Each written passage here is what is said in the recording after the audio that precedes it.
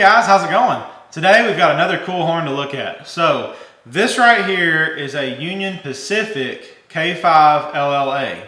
Now this horn is actually a raised letter horn, and as you can see here it has the 1L reversed. So it's got your 1, 2, 3A, and 4A pointing forward with the 1L pointing reversed. So it gives it a really cool sound, especially when it passes. You can really hear that 1L, it's real dominant.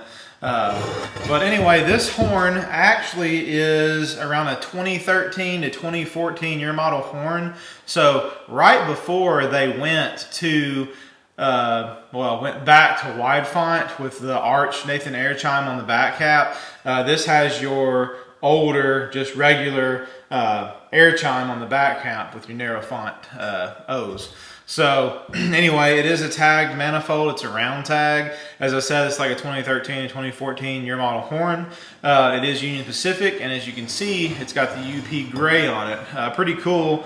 It's got some pretty cool wear. You can see the primer coming through on the gray. Kind of interesting how it's worn. I'm not really sure what would have rubbed the top of these bells to wear them how they are, and even the lettering on the number 3 here, the aluminum is actually worn down, so something's really been rubbing on this. This is actually the second horn I've seen like this. I've had another UP horn just like this, and on one of those bells, Airchime was actually almost completely rubbed off the bell from something that had been rubbing on it for quite a while. But anyway, really good sounding horn. Like I said, it's just your standard raised letter horn. So that's about it with this one.